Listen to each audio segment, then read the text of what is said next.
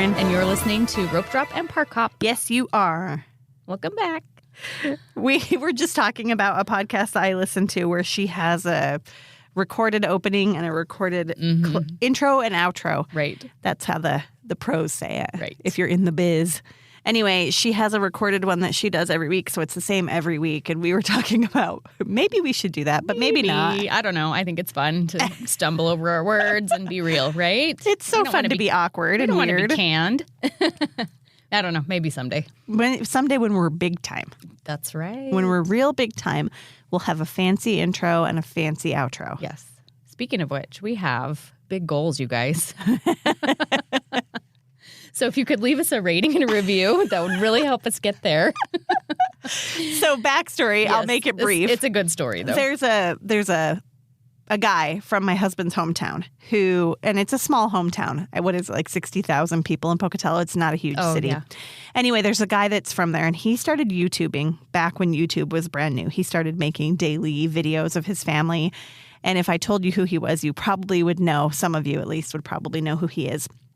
But he started doing this, and throughout the years, he came into contact with some other people who were kind of doing the same thing, and YouTube was starting to grow, and they were gaining subscribers.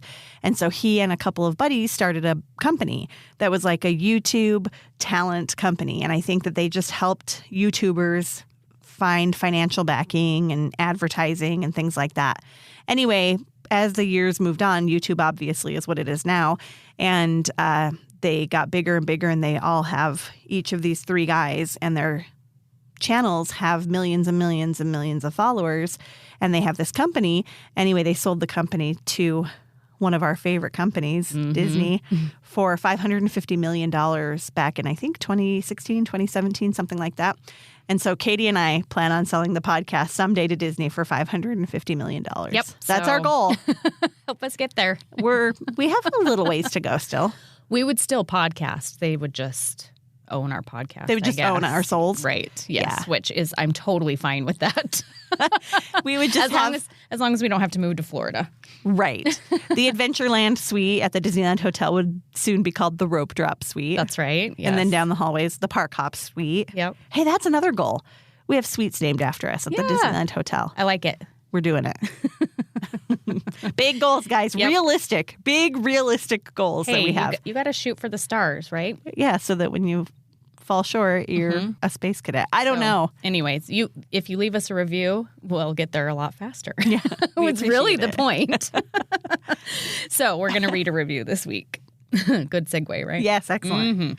All right, this is from user 26464929224. Hopefully that's not your phone number. I guess it could be. We may have just, they posted it, so give it a call, let us know. Right. Best tips ever for Disneyland. I have plans to go to Disneyland here in a few months for my first time for a while. These guys have helped me a lot with learning what I'm getting into and also got me even more excited for my trip. 10 out of 10 recommend. Thank you so much. Thank you. We appreciate it. And one step closer to $550 million. That's right. Here we go. We'll keep you posted. We're close, guys. Real close. All right. Let's talk about news. We got some. Some of it's kind of big. Some of it's exciting. Well, exciting isn't the word that I was thinking of. Well, I really am excited that modifying park reservations is now a thing on our coast. I am too. What are the benefits of it? Of being able to modify your park reservations? So, I know what the benefits are, but let's talk about it. And I have seen some discussion on Disney forums, and people are like, it's not a big deal. I think it's kind of a big deal. I do too. And I think it's just more of a peace of mind thing because previously you had to cancel a reservation and then rebook it if you wanted to change parks. And during busy times, that got a little challenging. So, and especially if it's Tuesday and you're going on Wednesday and you're like, oh, wait, I need to change it to this different day. It's probably gone, or at least the reservations are probably close to being full. And so being able to modify just means that you have peace of mind that you're not going to lose your park reservation for what you already have trying to get a new one. And sometimes they go really fast, right? Like you could drop it. Somebody else could be just sitting there refreshing and snatch up your reservation that you dropped. And then you have nothing. Right. So. And I realize that now that they are at full capacity, that reservations are not as scarce as they used to be back when reservations first started. But still, I think it's a good move. And I don't know. Disney World is dropping their reservations for date-specific tickets starting in 2024. We'll see if Disneyland follows suit. But how do you feel about that? Like, how do you feel about reservations as a whole? Because I know some people love them. Right. Some people don't. For me, I already have to plan when I'm going to the parks. I can't just go on a whim. Right. So for me, reservations make sense. It helps the park, I think, know what capacity is going to be like so they can have staffing on point or whatever. Right. Enough cast members for the day. I don't know, food. They can make sure they have enough churros going into the oven. Yes, we need enough churros. I think it's still a hassle. I think that here's my question. How did we function before reservations? I mean, I get that there's perks to having them, and I get that they know how many people are coming in. How did they function before? I don't know. Because, it was never even a thing ever. No. And it would hit capacity very rarely, right? Like just on the big holidays. So sometimes you'd get turned away, but it's one of those things that, like, you think about it now and you think about the benefits of it, but how did they function before? Can we go back to that? Yeah. Would it be the same or would it be different? My sister-in-law is headed to Walt Disney World next month, and I've been kind of helping her get things figured out and made sure that she's set for everything. And so I helped her get her tickets added to her My Disney experience. I helped her secure all of her reservations and helped her kind of plan her park days. And then they are taking my niece, which she wasn't going to go initially. She's not their kid. She's her niece as well. And she's joining them now. And so I was talking to her just last week, and I said, now that you've got Mila, you've met Mila. She's been on the podcast before. But now that you've got Mila coming, I said, you went in and added her reservations, right? And she's like, yeah, I think I got everything added. And I said, let me check real quick. And I went in and she had no reservations. Enough. And so I still think that there are people out there who struggle are going to mess up. It. Yeah.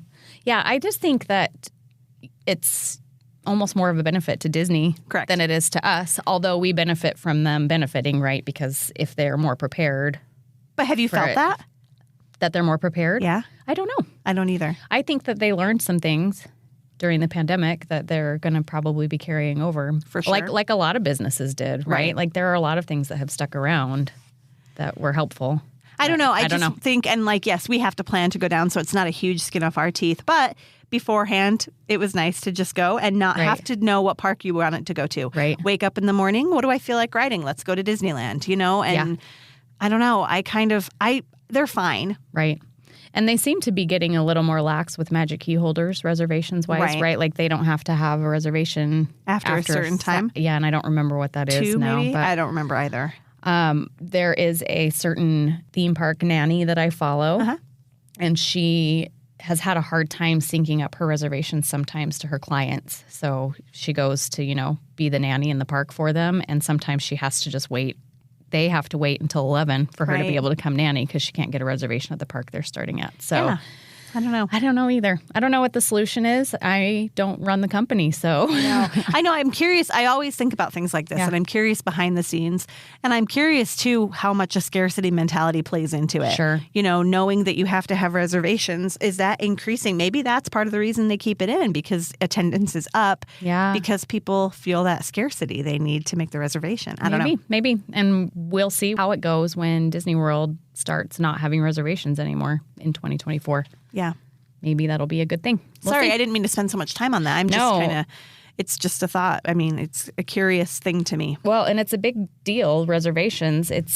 We were just guests on a podcast last night, which we'll tease that a little bit at the end. But we were talking about, why we started the podcast was because people were not prepared for the parks to open back up and all of the planning that it was going to take. And reservations were a huge part of that. There were people showing up without reservations and not able to get in. So. Which is sad. It is really sad. So we'll keep you posted as we hear more, but as of right now, that's what's happening. That's live. You can modify your park reservations now. So once you've made your reservations, and I see a lot of questions on forums too about when you go in and buy your tickets and pick a date, that's your reservation. And Right. a lot of people will go and try to make a reservation after that, and it's blocked for them. Right. And they don't realize they just already have a reservation. And so if this is you, if you have recently bought tickets and you're not sure if you have reservations made, if you're not sure if you chose your dates as you were buying your tickets, we've talked a lot about the app before. And if you go into the Disneyland app, at the bottom of the screen, you'll have the little 3-line hamburger menu in the bottom right-hand corner. Click that, and there is a box on that page that says Future Plans.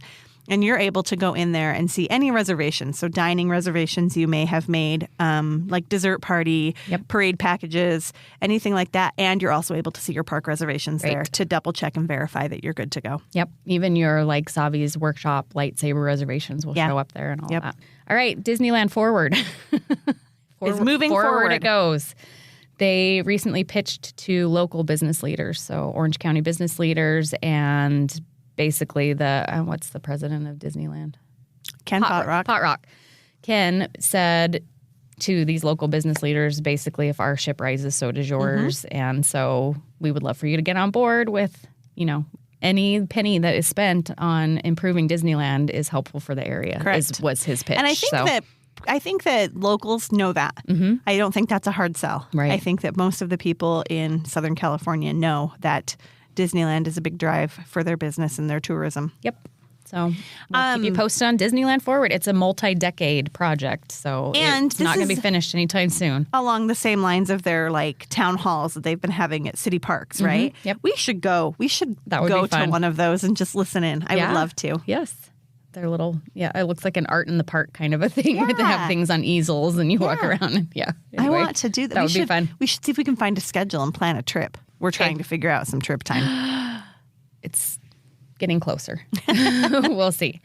All right. Imagineering is not moving to Florida. Interesting news. I don't know. I mean, I guess it's exciting.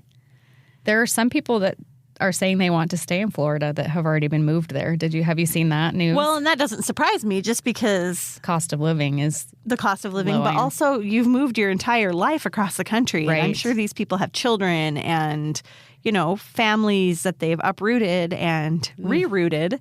And then to pick them up and move them back would be real challenging. What do you do? I don't know. But I mean, if you follow the news at all, you know that Florida and Disney are kind of in a battle right now. So Florida, and by Florida, I mean Florida government. So, so without going too much into that, it's not surprising that they've pulled out of doing this. I don't blame them. Right. They're going to stay in California, which is a lot more. I wish they hadn't moved so many people. Right. Already. Right. Because that's just a pain. But I don't know. I'm happy with this. I think it's a good thing. I do too. I like keeping Imagineering on our side, but Me too. So yeah. It doesn't really, I don't know that it matters that much. Probably in not. the long run. Well, yes and no. When they announced it, one of the things that Josh D'Amaro made a point of mentioning is over the next several years, we plan on investing this many $1 billion into this division of our company. And it was kind of this thought of, hey, Florida, we're not investing that in your state any longer. We're going to keep it here and we're going to invest it here. Yeah. It's hard. It is hard and it sucks, but. Yeah. Downtown Disney is slated to be finished by the end of 2024. Woohoo! We need applause, right? Yeah, well, and I always think that seems so far away. It does, but it won't. It won't It's be. 18 months away from now. And it's, it'll be good. Porto's is moving in. People are super excited about that. Din Tai Fung, which I'm so excited about. Earl of Sandwich will get a permanent location. Do you think so? Does it say that? that? It does. Oh, yeah. okay, It's good. been announced. Oh, good. They will get, I was like, and it's not where it is currently. It'll have a new permanent Because location. that's where Porto's is going. Exactly. Yeah. So lots of good things coming. A new Mexican, what's the Mexican place called? Yes, Paseo. Paseo and Centrico. Yeah. Yep. That's There it is. So not Citrico, but Centrico. Centrico. Okay. I would like them to, again, we've mentioned this before, Dear Disney, let's bring in a Coke or an M&M or something down at the ESPN zone. Yes, please. Because I think all of those would do really well. How great would it be to have a Coca-Cola store there and be able to go and taste the Beverly? Because everyone is always wanting to do that when they go to Epcot. Yeah. That I would think be that'd be so awesome. fun. Yeah. I would love a Coke store. I like those. And I would too. There's been some chatter about Tortilla Joe's closing. Have you seen this? I have. So there's no official word, right? I don't think I haven't so. heard, but they are assuming because Paseo and Centrico is moving in that Maybe. Tortilla Joe's will close. I feel like it's two different demographics, right? Like Paseo and Centrico is a super fancy sit down. Yes, and whereas Tortilla Joe's is more casual. Yes, so. And there's the easy takeaway quick serve counter. I don't know. Yeah, I'm interesting. Curious to see. Yeah, and I don't, with that timeline, end of 2024, it would be a while before Tortilla Joe's closes. But I actually have not looked at a map of where everything is going. I kind of have an idea of where some stuff, well, like Porto's, we know where that's going. Is there a map that shows where things will be? I don't know. Maybe not. But demolition is well underway. It's a big dirt pile. Yeah. Wait, it's been a dirt pile for a little while. Yeah, especially where Earl of Sandwich used to be. That got demolished a long time ago. Right. Oh, I've seen concept art for like Din Tai Fung, which, have you ever been to Din Tai Fung? I've heard good things about it, though. Me too. Well, we should go. Yes. That should be part of our... At the end of 2024. No, before then. We should go to the one at like South Coast Plaza. Gotcha. Not at Downtown Disney. Correct. Gotcha. So we should go try it so we can report back and be excited about it. And we should find a Porto's as well. Yeah, we should. That can be part of our trip. Well, let's do that. Okay. All right, I'm in. Peter Pan is finally having a reopening date on June 30th. June 30th. So it'll be down almost the whole month then, right? It's June 6th through the 30th, I think. Which means it's still going to be a rough landing. And you still may get stuck in line when it breaks down. Right. But that's okay. No big changes coming to Peter Pan. That is part of the experience. Right. It's part of the nostalgia. It runs like it's still 1955. And you may hear noises that make you think you're going to fall out of the boat, but it's fine.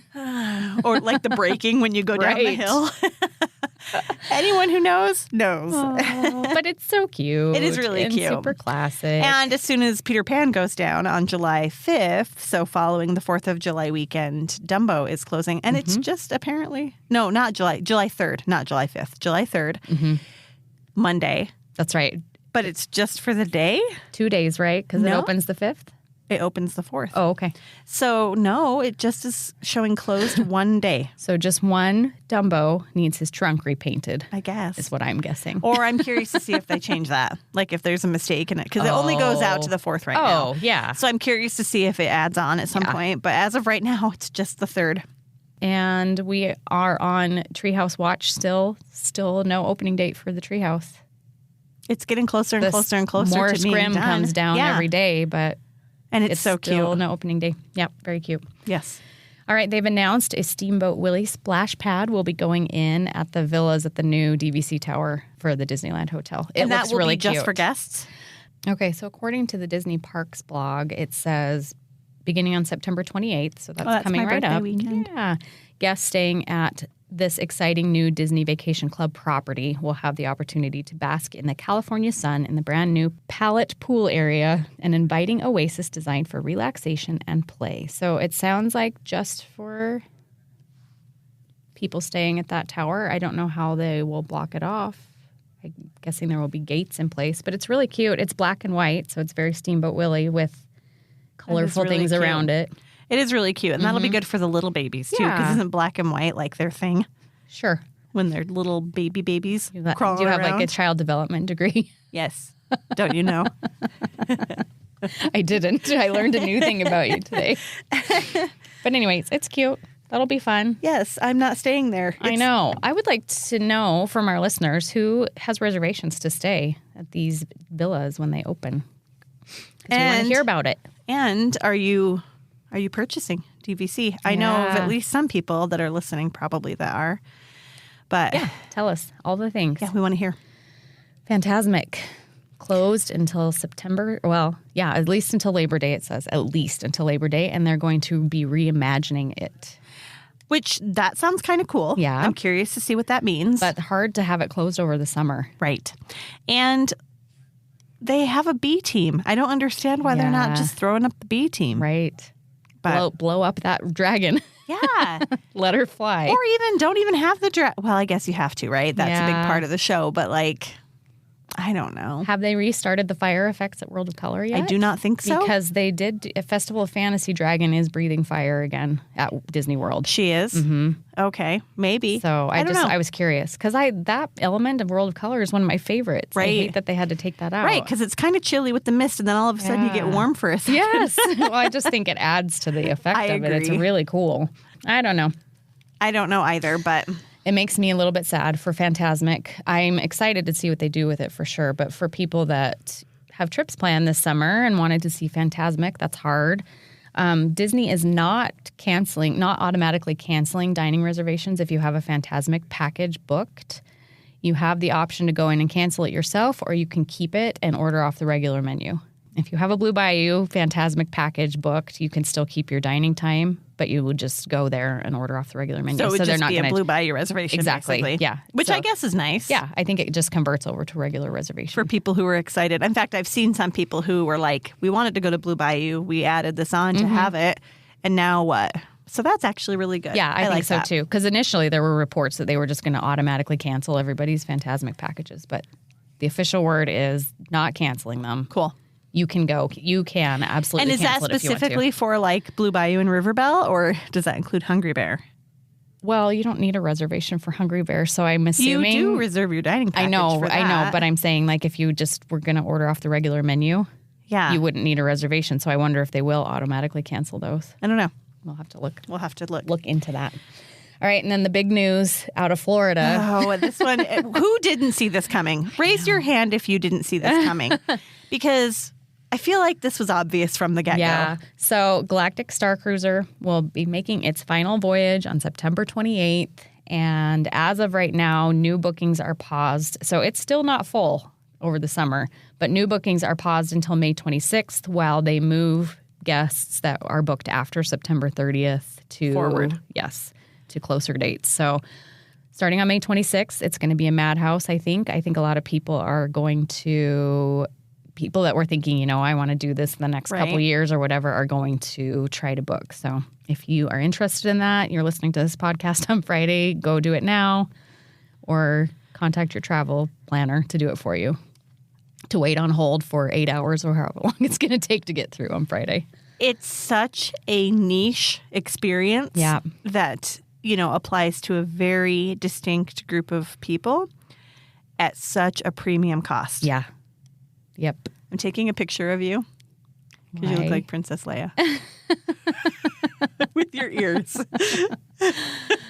I don't know. Every time I look over, it. My bun ears. I might have to share it. Yes, that's funny. Anyways, according to Bob. Which one? The good Bob. The Sweater Bob? Mm-hmm. Okay. Sweater Bob. Sweater Bob, Better Bob. It's a tax write-off for them. So $300 million tax write-off. Closing it because it is a loss for them at this point. Right. It's a business loss. So I think that's part of the motivation for closing it. And also they just weren't filling it. Right. Again, I'm not shocked at all by this. No. In fact, when they opened it, I just thought it's a once in a lifetime experience for a very distinct demographic. Right. And so once you've worked your way through, and not everybody in that demographic can afford it. Right. And so once you've worked your way. In fact, most people cannot. Right. There's an afternoon in Galaxy's Edge. Right. But it doesn't include park tickets. It's a 2 night. 2 nights, 3 days. For $5,000? Is it? Something like that. I don't remember the exact price. It's a lot. It's expensive. It is. And it's LARPing. Yes. Right? It's live action role playing. Yes. You're immersed. And I have a patient whose mother went, and I've talked to her about it. And she loved it. In fact, they were planning on going in January. So they're a little sad. But she said it was really one of the coolest things she's ever done. So I've heard that from a lot of people. I mean, if you're going to pay that much money, it better be pretty cool, right? So super cool experience. Yeah. Sad to see it go. Wish it was more attainable. Right. And there's a lot of speculation out there. I assume that they will not leave it vacant for long. It's not just going to sit there. They could either turn it into a deluxe hotel experience or just modify the way that they offered and maybe rename it. I don't know. Right. So I don't either. It's small. So I think it's 100 rooms. 100 rooms is what I've heard also. Yes. So I feel like it wouldn't be great as a hotel option. Just a hotel. Yeah. It would book real quickly. Which is okay. Which maybe would be fine. Yeah. And it has, it's right next to Galaxy's Edge. So it would still appeal to those huge fans, Star Wars fans, right? And I've heard too that the entertainment on there is amazing. And so character meals would be amazing in there at their restaurant with the blue shrimp. Yeah. And maybe Gaia? Is that what her name is? Who? Gaia? I think it's Gaia, like the singer, that, I saw someone who's like, I would pay big money to go have a meal there and have her be the entertainment for the meal. That would be awesome. And maybe like a Jedi Training Academy type experience that you could book there. That's similar to what they do now. And have it be like an extension of Galaxy's Edge. Yeah, maybe. That would be pretty cool. Yeah. I just think, I really don't think they're just going to let it sit there and be a building that they built for nothing. Right, so or bulldoze it. Ooh, no, that makes me sad. I know. Speaking of tax write-offs, have you heard about the Disney Plus tax write-offs? Yes, the exodus of shows that are leaving Disney Plus. Yes. So many. Some of my favorites. Yeah. Like, we love The World According to Jeff Goldblum. Yes. And it's going to be gone. That will be gone. Willow, the series, will be gone. Yeah. I'm trying to think what else I saw that I was the list is pretty in. Extensive. Yeah. Things we'll be sad about. How does that affect... I don't know. I don't know any of this, but like royalties, does that just put an end to royalties for the people who created and developed those shows as well? I have no idea. But Disney Plus and Hulu are also merging starting next year, I think it is. I don't remember what the timeline is for it. So there will be one app that you access everything from Hulu and Disney Plus. So interesting. I wonder if those things will come back eventually, right? They're removing them for now, but... They're still part of the library, right? Right. That happens on all the streaming platforms. They will have things that come and go. So maybe that's what it will be. I don't know. I don't know how those tax write-offs work, and I don't want to. I don't want to dive into that. Because it makes me sad to think that we won't ever see those again. Yeah. Anyway, I think that's it for news, though. So a little teaser. We were guests on a podcast last night. Yes. One of our favorites. The Diz List. The Diz List. And they will publish that episode next Wednesday. Yes. So if you're listening to this today, Friday, the day this episode comes out, Wednesday coming up. Yep. And we'll post about it on Instagram and Facebook. So you can make sure you go listen because it was a fun episode. We had a lot of fun. It was a fun episode. Guys. They were on with us a couple weeks ago, and this was us joining them on their podcast. And then we'll probably have them back on soonish. So because we can talk about a part B. Yes, because we sung the praises of Disney World. And now we need to talk about what Disneyland does better than Disney World. And I feel like that's more than 5 items per person. Yes. But we'll do it soon. But anyway, if you haven't listened to the Diz List, head over there, listen to them. Rob and Nick are awesome. And it was really fun to join forces with them twice now. And we got to meet his cute bulldog. What was her name? Georgie and she Frankie, I think, would be friends. I think so, too. Yeah. We should get them together for a puppy play date. Somewhere in Nebraska in the midsection. You've heard us talk about Anchor before. Anchor was recently acquired by Spotify and has become Spotify for podcasters. And we love this interface. We've been using it for a long time, and we feel like it is super user-friendly. It made it so easy for us to start a podcast. Yes, and we have equipment available to us at our local library. You know we love our library, and that's where we record. But if you don't have that available to you, Spotify for podcasters allows you to record and edit all from your phone. And upload to Spotify, obviously, and any other podcasting platform you can think of, such as Apple Podcasts, Audible, Amazon Music, anything. Yeah. And you have the option to do Q&A with your listeners. You can monetize your podcast through subscriptions or through ads. It's super user-friendly, super easy to do. And best of all, it's free. And it's free. And there's no catch. So if you're interested in starting a podcast, and you could today, you want to visit www.spotify.com/podcasters or download the Spotify for Podcasters app. And good luck. Go start a podcast. Our podcast is brought to you by Mouse World Travel. Imagine going on the most stress-free, well-planned Disney vacation of your life. Now imagine you didn't pay anything extra for that personalized service. That's what you'll get when you use an authorized travel planner from Mouse World Travel to book your next Disney vacation. From resorts to cruises and everything in between, they are here to help you get the most out of your next family trip. Just go to mouseworldtravel.com, fill out a short request form, and make sure you mention our code Ropedrop so they know that we sent you. The Little Mermaid is making a splash. I would love to see that. I'll give them something to celebrate. Experience it in 3D. Sebastian, isn't it beautiful? And be a part of her world. Let's go, let's go! All right, we'll go tomorrow. Don't miss the motion picture event of the summer. Wait for me! Something about you seems different. She got legs, you idiot! Disney's The Little Mermaid. Rated PG. Parental guidance suggested. Now playing. All right.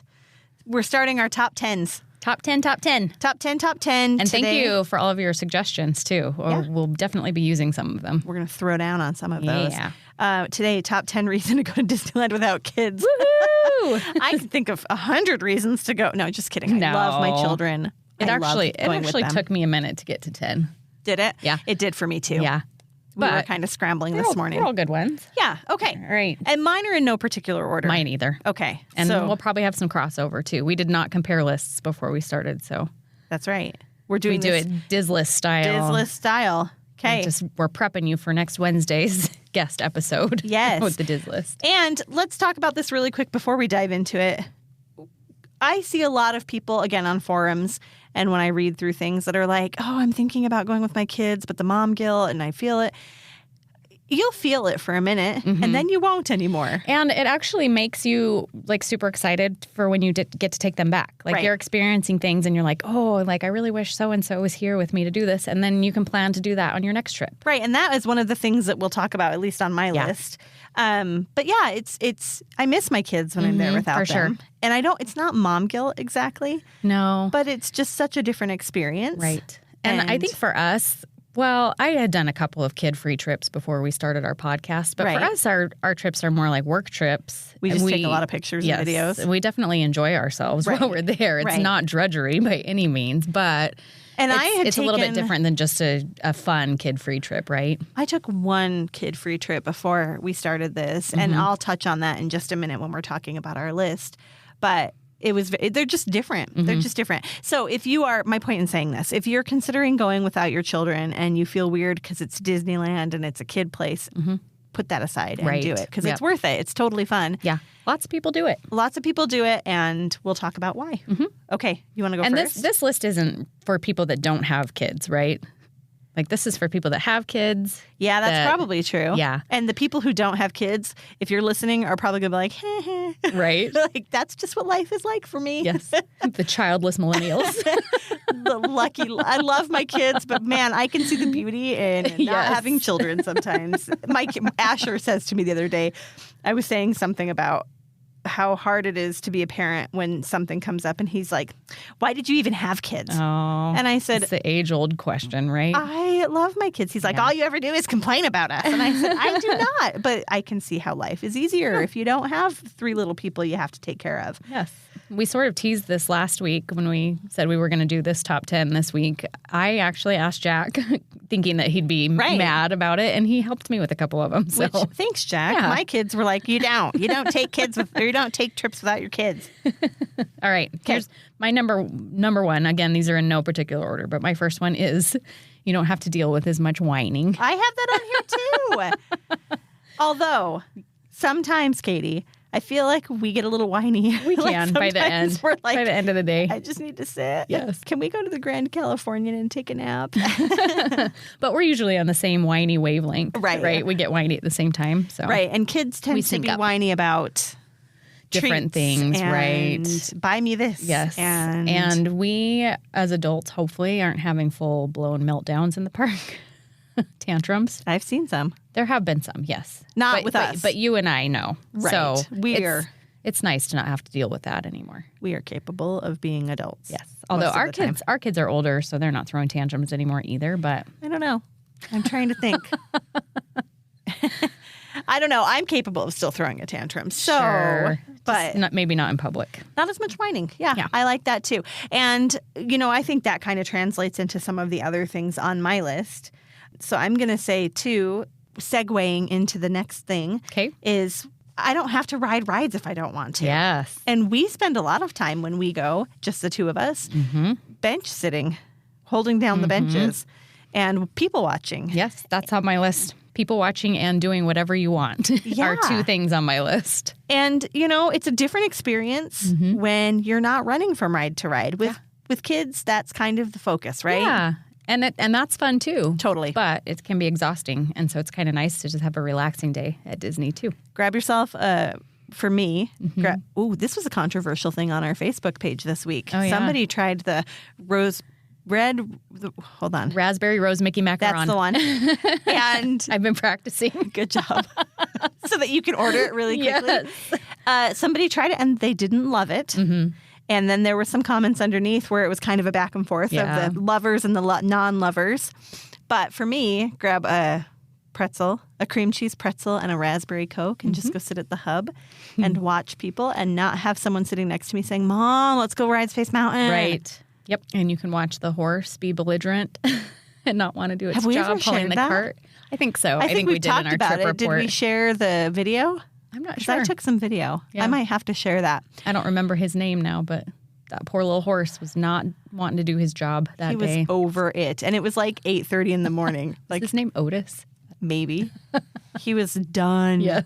He was not feeling it that day. It was great. But it's good to know that they don't mistreat the animals. If they don't want to work, they keep trying, but they don't force them to do what they don't want to do. Yeah, let's retouch this. So we were there one time sitting, eating bagel, spilling our marinara sauce all over the hub, eating our bagel twists from Maurice's. Which are no longer a thing. I know. Isn't that crazy? We didn't share that in our news No segment. more churro gears, no more...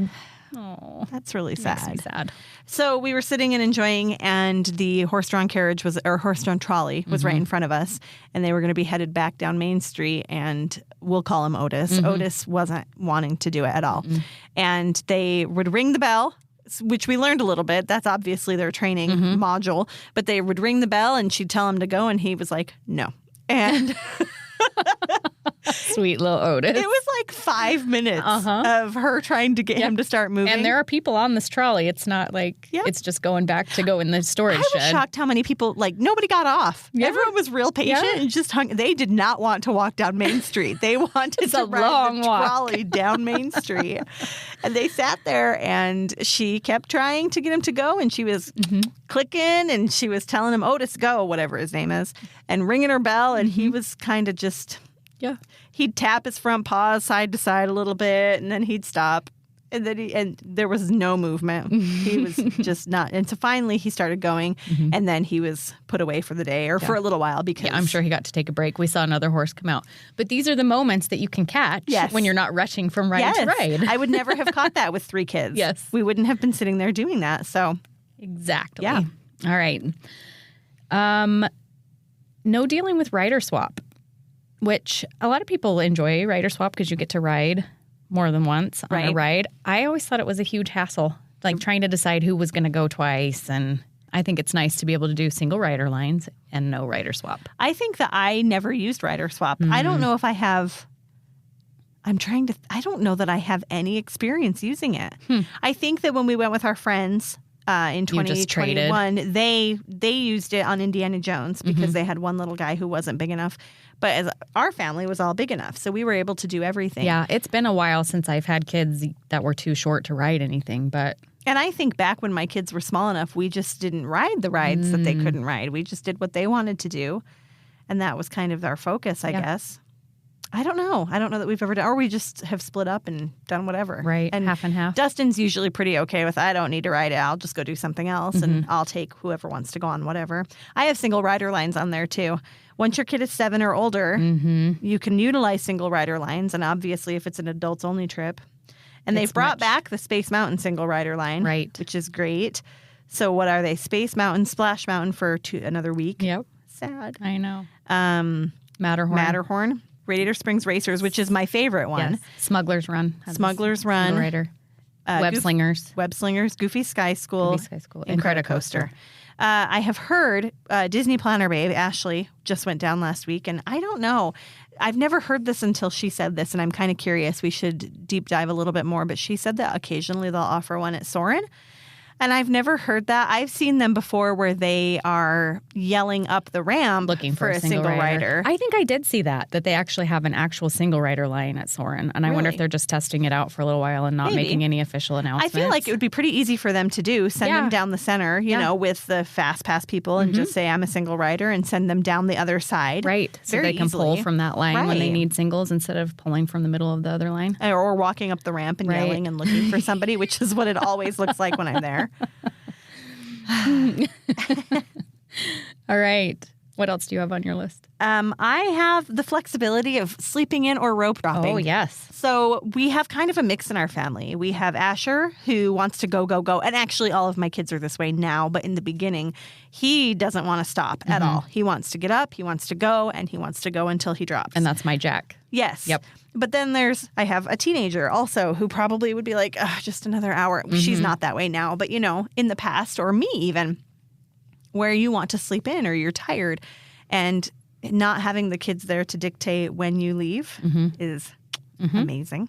And along those lines, one of mine is you only have to get yourself ready in the morning. Oh, yeah. Instead of having to And you didn't even have cattle. girls. Right. Yes. Yeah. We had to do hair before we went. But even, having boys that are teenagers, they take long showers. Which I don't understand because they don't look like they showered. So when you're all sharing one bathroom, that's rough. Yeah. Getting ready in the morning. Yeah, it's true. Oh, that's a good one. That's a good one. And and you and I are opposites. Yeah. And so when we travel together, I shower at night, Katie showers in the morning. Yep. That works real well. We don't have to share the shower at all. Nope. She sleeps while I'm showering in the evening. I sleep while she's showering in the morning. It's great. Forget our kids, Katie. We're just always going to go together. Yep. And then I have, I think it's really fun to bring them home a fun surprise from the park. Oh, yeah. When I come home. Yeah. So what's your favorite thing candy to bring home? So I have one kid that really loves those cherry sour balls, the goofy cherry sour balls. Who is it? It's Hayden. Okay. Yes. Jack loves a good shoulder pet. If I can find him a new shoulder pet, that's my favorite thing to bring home for him. And then Noah loves the sourdough bread. So my kids are big or fans a big of pretzel. that. Yep. So either one of those I will bring home for him. Yep, my kids are a big fan of the sourdough. I think I got one with you one time and brought it home, and they're like, "This is amazing." Yeah. So that's a kind of It's a fun souvenir, and to it's bring an home. inexpensive souvenir, and it feeds the whole family. Yeah, so that's a great. And then one. you don't have another thing to put on your shelf, right? And it's Mickey in your shaped. tummies. Yes, and it's Mickey shaped, Yes. which makes it taste really, really good. And they have different fun shapes at holiday time too. So they'll have like a vampire Mickey at Halloween time, and we had a stormtrooper one time. I've seen Groot with the olive eyes. Yeah. Yes. Anyway. Yeah, I like it. Like that sourdough That's a really bread. good one. And I like that too. That's fun to find something. You think of your kids, even though they're not with you. You're constantly thinking of them. Yeah. Yeah. Okay. Let's just jump straight to the chase. It's cheaper. Yes. It's so much cheaper. It's a good one. It's so much cheaper to go with a friend, split a hotel room, only feed yourself. If you don't want to eat, don't eat. If you do want to eat, you can splurge sometimes because it's just you. Yep. You don't have to worry about grumpy kids that haven't eaten. Right. Right. And I mean, when I went with my friend Brandy last year, we did the dessert party. And that's not something I would take my entire family to do. Right. That's one of my numbers, actually, is being able to eat at fancy places that you wouldn't otherwise splurge on. Right. Yeah. Because what is it, $89? For the dessert party. I can swing $89 for myself. But times 5 is $450 for us to sit for an hour and watch a show. And that's just not happening. Right. So I think that's a huge perk. And it makes it so that we are able to, it's one of the ways people ask how we go so frequently. We go alone. You know, we don't take our kids. We don't take our whole family every time. Which I'm much sure to their chagrin, they but love, right? And actually, Kenley, it's for work. My oldest has her first job this summer, and she really, really wants to go to Disneyland. And one of the things that she's wanting to save her money for is a trip to Disneyland. And I told her, I will take you, but you are of the age now and you have a job. You can buy your own ticket and you can buy your own plane ticket. I'll pay for the hotel. And has she worked out how many hours that is worth of work? That's a lesson that kids have to learn, right? The time trade value of money. So we went to Costco the other day, and she's like, "Mom, can we get this?" And I said, "Do you?" And it was something, I don't even remember what it was, but it was something we didn't need, and I said, "Well, I don't know." I said, "Do you know that you'd have to work 4.5 hours to buy that for whatever it was?" And she was like, "Oh." And I said, "Is it worth 4.5 hours of work for you to have?" And she was like, it was probably a churro at the food court, right? Probably, right. For 4.5 hours. She decided no. And I was like, okay, so I know it's easy to spend my money, but when you're thinking of it that way, you know? And so, yes, we've started doing that. It's a good, hard lesson. I love it. It's my favorite lesson so far. All right. I also have that you only have to carry what you need around the parks. Right. Instead of everybody's sweatshirts and everybody's water bottle. And right. Yeah. I was sad the day that we didn't need a stroller anymore because it was like our own little personal shopping cart for sure. Full of crap. Right. But it is kind of freeing to not have a stroller. to be honest. It is. I agree. Yeah. Yeah, that's true. And not manage everybody's. We lose bags. We lose sunglasses. Yeah. Everybody always leaves something on a bench somewhere. Yep. Yeah. I think every trip we leave something somewhere. Yep. Yeah, that's a good one. Okay, this is going to be the throwback to that trip I was talking about before we started going together back in 2019. I think I went to Orange County for a work trip, and then I spent some time at Disneyland. Quiet. It's very, and you and I even have this sometimes, like there's not constant talk. Yes, it's different when there's noise all around you for sure, but it's not right up in your space. Like it is when you're traveling with your family. There's not constant barrage of questions. And bickering. Bickering. But like, I remember thinking this when I was there. I went one of the evenings after I got off work, and I walked up to, when you have to tell them how many people are in your party. And I walked up, I think it was Pirates of the Caribbean or something, and she asked me how many, and I said 1, and my voice cracked because I hadn't talked for so long. Oh, I thought you were going to say because you were so sad to be alone. No, it's because I hadn't said anything. Gotcha. I had been That's walking really around. funny. I know. I had been walking around the park. I think I rode the train, and I had done all these things, but I hadn't said a single word in probably 2 hours to anybody. Yeah. And my voice cracked because I hadn't used it in so long. And it was weird, and it obviously made an impression, but I thought, it's just so quiet, and I can just do what I want without having to explain it to anybody, without having to constantly be like, are we all here? Is everybody here? Yeah. Turn around and count. Right. All of that bit. It's just kind of the peaceful. mama duck. Yep. Yes. It's nice to not have to be the mama duck every once in a while. It is. And then I have not having to worry about lost children, which kind of goes along with what you're saying, making sure that you count everybody all the time, and, one parent in the front, one bringing up the rear. Yes, having that constant low-level panic of no backpacks, no leashes. Right. Did you ever use a leash? We never did. No. We never did either. No. Okay, not that there's anything against it, but we never did. You do what you got to do. I figure if you're going to lose a kid, Disneyland's probably the best place to do it. Absolutely. I mean, I think we have a whole episode about this, but just make sure that you and your child are prepared for what to do when you get separated. Have you ever lost a kid? Mm-hmm. Who'd you lose? Jack. Of course. What happened? It was at Christmas time this last trip that we took. So a year and a half ago. Yeah, just in Galaxy's Edge, we walked out of a shop and he didn't follow us. And we didn't realize it till we got into another place. So, but 5 minutes and he knew what to do. He went and found a cast member and stood by them until we came back that direction and found him. Yeah. Yeah. I don't think I've ever lost one in Disneyland. I've lost one here before at the mall. But we always, and this is something we've talked about before on the podcast, if you are headed to Disneyland and your kids are of the age where they know your phone number, make sure they know your area code as well. Yep. Because that's helpful. But yeah, Disneyland's a great place to lose kids. Yeah.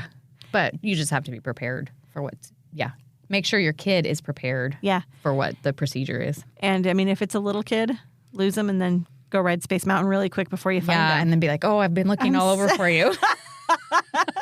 And then when you're going through the pictures later, they're like, wait, we didn't do that. Oh, nothing? That was after you went to bed. Okay, so that's a good segue too. Rides you wouldn't normally do. I don't know if I could convince my kids to do the canoes. Oh, sure. I can barely convince myself to do the canoes. But for science, I was willing to We'll try do anything for science. Right. So there are rides that I enjoy that my kids do not. Right. Like the train.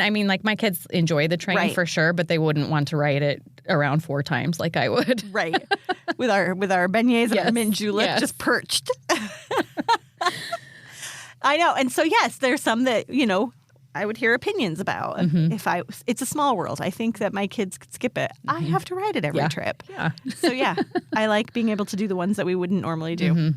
Yeah. And that exhausted my list. Oh. We went through it real fast. I know. I think we had so much overlap. So many duplicates. I think it's obvious. Let me double check and make sure. Well, and everything kind of just bleeds into everything else, right? Right. Oh, I have one more. Okay. I have one more that we it kind of bleeds into some of the other stuff that we've, actually I have 2 more. Skip Fantasyland altogether. We do that all the time.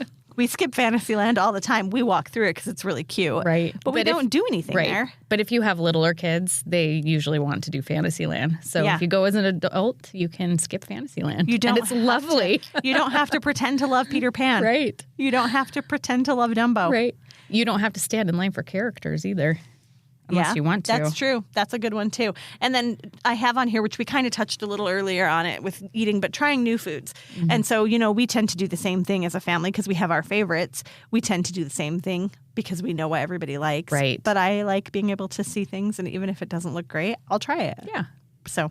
And you're not wasting $40 on that one thing you're trying. Right. You're just spending 10. 10. Uh-huh. Oh, we need to plan a trip. Yes. We're working on it. We are working on it. It's our 2-year anniversary is coming up real soon. Yes. We're still celebrating 100 episodes. We're coming up on 200,000 downloads. Mm-hmm. So we got big things coming, and we're trying to figure out a trip. Summer is hard. Yeah. We have a lot going on. Yeah. But we'll make it happen. It's soon. It's coming soon. We have some things in the works. So, and we have gotten feedback that our trip reports are everyone's favorite episodes. In fact, one of our followers, you may not know this because I handle Instagram more frequently, but one of our followers has started her own podcast. So fun. Magic Key Adventures is a follow of ours. She lives in Southern California. She goes fairly regularly. She has started her own podcast of trip reports. Just trip reports. Yeah, because she said those are her favorite to listen to. Her name is Steph. Okay. Those are her favorite to listen to. So she just decided that there was probably other people who loved trip reports. So people love them. So we will try to get you more. And we're going to try to get you one soon. Yes. So stick around. And actually, our Michelle from Mouse World Travel is on an epic trip right now that we would love to have her back on to talk about. She's on like a crazy Disney cruise. Mm-hmm. Crazy. It's a Disney cruise, right? Mm-hmm. Yep. Crazy, big, huge Disney cruise. We'll talk about it. Yeah. Because super exciting. Yes. And people really liked the cruise episode. So we'll have her back on to tell us about it. Make sure you're following us on Instagram at ropedrop.parkhop and the same on Facebook. And rope dropping and park hopping, our discussion group, which is pretty fun. We're having a good time in there, I think. And if you haven't subscribed to the podcast, please do so. And we love feedback, so leave us a rating and a review. We Wherever appreciate you listen, those. yes. So Apple and is Spotify letting people leave reviews? Ratings. Okay. And I know Audible will do reviews. So if you're on Audible or Amazon Music, I think you can do it there too. So wherever you are, if you're able to do it, we appreciate it. Thank you so much. Helps us get closer to that 550 million mark. That's right. Our very realistic goal of 550 million. All right, guys. Have a great week. Bye.